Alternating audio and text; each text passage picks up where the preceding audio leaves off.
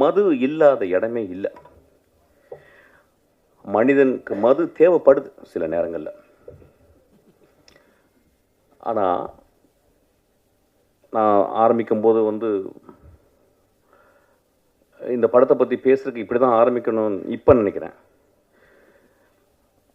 நானும் மதுவை விரும்பி நேசித்து குடிப்பவன். ஆனால் ஒரு நாள் கூட அந்த மது என்னையை கண்ட்ரோல் பண்ணதில்லை.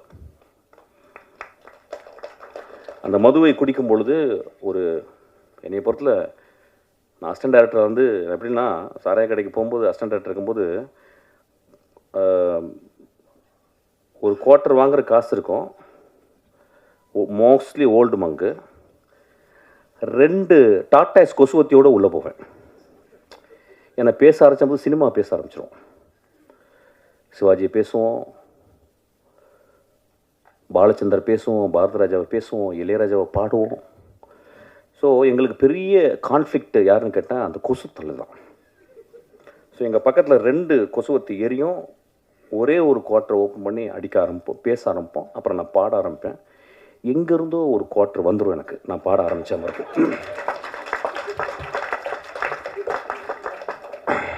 நான் காலேஜில் ஃபஸ்ட் இயரில் செட்டிநாடு பாலிடெக்னில் நான் அந்த ஃபஸ்ட் இயர் முடியும் போது செகண்ட் இயர் குடிச்சிட்டு என்ன பண்ணாங்க, என்னை பாட சொன்னாங்க. நான் பாடின பாட்டு பொண்ணை போல ஆத்தா. எப்படி பாடினேன்னு தெரியல, ஃபஸ்ட் ப்ரைஸ் கொடுத்துட்டாங்க எனக்கு. செகண்ட் இயர் முழு குடி.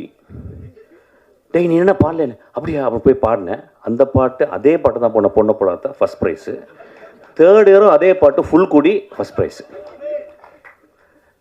ரொம்ப ரொம்ப ரொம்ப கேர்ஃபுல்லாக இங்கே இருக்கணும். எப்படின்னா, என்னுடைய குடி இருக்கும் பொழுதும் எனக்கு எப்பயும் வாழ்க்கை சந்தோஷமாகவும் ஹோப்பாகவும் இருந்து கொண்டே இருந்தது.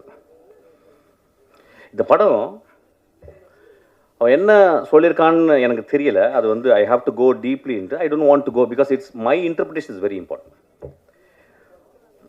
கதை சத்துங்க, போர் அடிக்குது. கதை சத்துங்க, அங்கே யாரும் குடிச்சிட்டு தராங்க பாரு.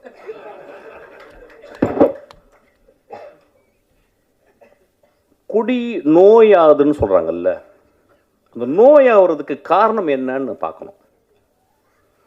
இந்த குடிகளுக்கு நோயாகும் மனிதர்களை நீங்கள் 99 விழுக்காடு one of the greatest human பீயிங்ஸாக இருக்காங்க. பார்த்துருக்கீங்களா?